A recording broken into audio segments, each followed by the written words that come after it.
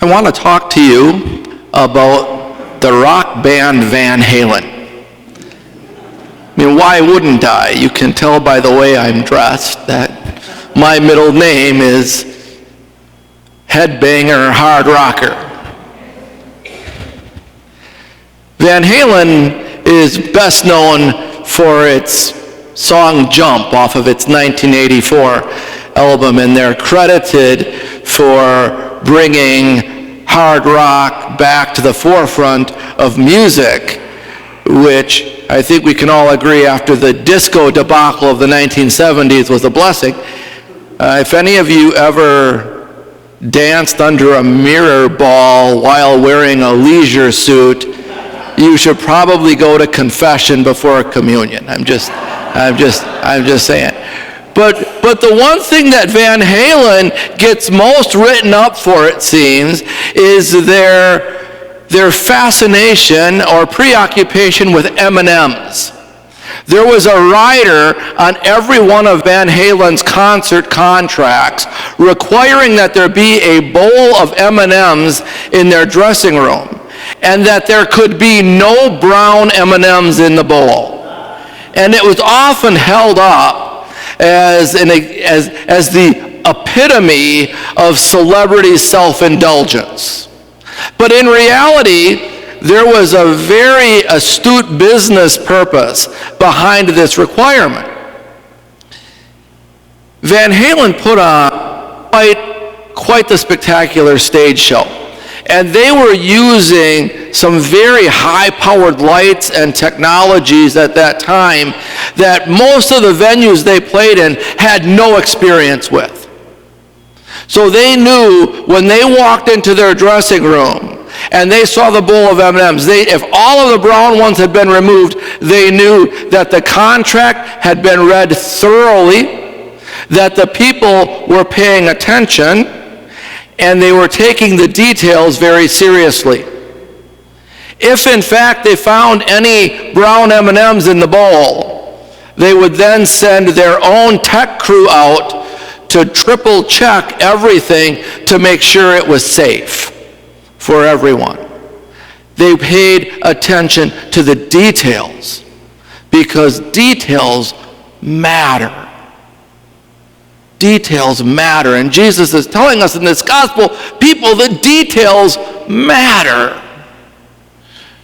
So as we review the riders and the fine print in our own covenant, how are we doing? How are we doing? Do we truly love all God's people? Do we truly love everyone, all of our neighbors? Or do we sort of just love generally and hope that's good enough? Do we care about the least among us? Or do we just sort of care about some among us and hope God's not going to notice?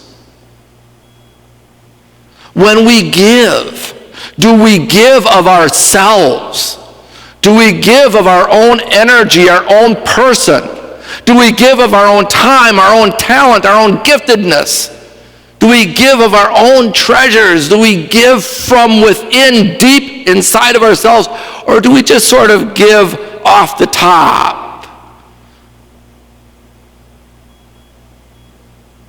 Where do we fall on the details?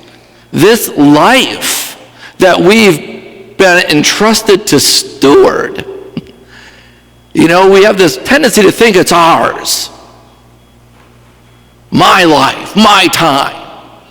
But in reality, it's a gift we've been entrusted to steward in the world. And this time that we have, this life, it's really something. But it's not everything. In fact, in the grand scheme of things, it's really hardly anything. Is it? We're here on this small planet in this vast universe for just a few short, fleeting years. And if in that time that we're here, we can't even let go of the idea that it's ours. If in that short time we can't enter into the infinite love of God because we're so preoccupied with our own wants, our own needs, our own anxieties and fears, our own insecurities, then we're probably not ready for that vast, infinite love of God. If in the smallness of this existence for such a short time in this place, we can't even then enter into this vastness of God's love. Come on, we're not ready. You cannot serve both God and mammon, Jesus says. And God is in the details. Every person and every child, every river and every tree.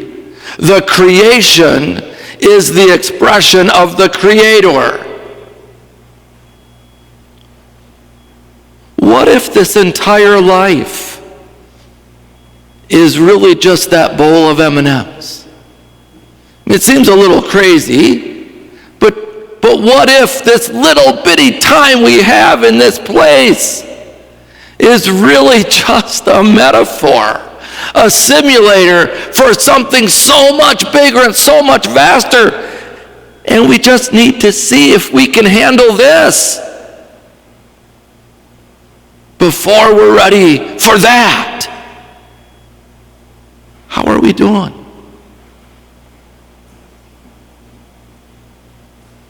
How are we doing? This gospel, it's really hard. But mostly it's just really challenging. It's also really inviting us to grow, to go deeper, to expand, to think beyond the edges of self so that we can be open to enter into the greatness of God. The good news is that we still have time, but we should probably get busy.